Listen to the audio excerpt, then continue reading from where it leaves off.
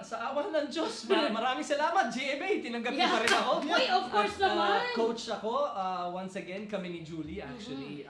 It obviously, napakalaking halaga ito para sa amin and para makagabay sa mga bagets, sa mga kids. Pero just to hear and to see young fresh talents, sobrang nakakaengganyo.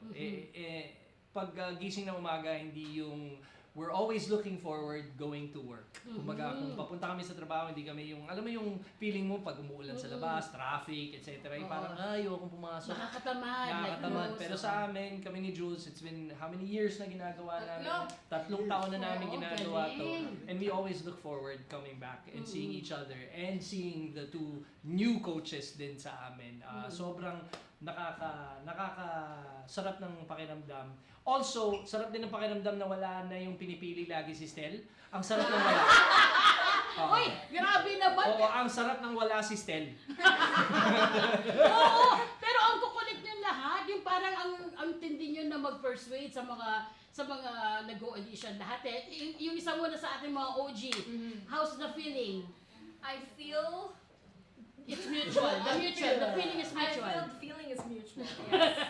But syempre hindi talaga nawawala yung excitement. Every time that we see each other, syempre parang kasi pamilya na kasi kami dito eh. So talagang parang lagi kami na-excite na pumunta ng trabaho because nandyan syempre yung baon na ipapamahagi namin para sa mga bata. And syempre yung words of wisdom and kailangan yung talagang kami yung parang magiging role model nila pagdating sa work ethics, dun sa mismong i-deliver nila na performance. That's why we're just very, very happy and honored and grateful and blessed na nabigyan kami at kami ang naatasan na maging coaches for the season. Yes, thank you so much.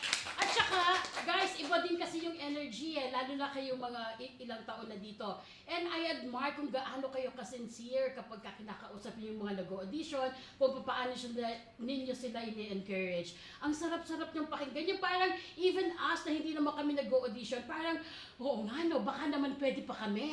Alam mo, Baka naman maging The Noise Kids na. Kaya. Uwi! Pwede ba?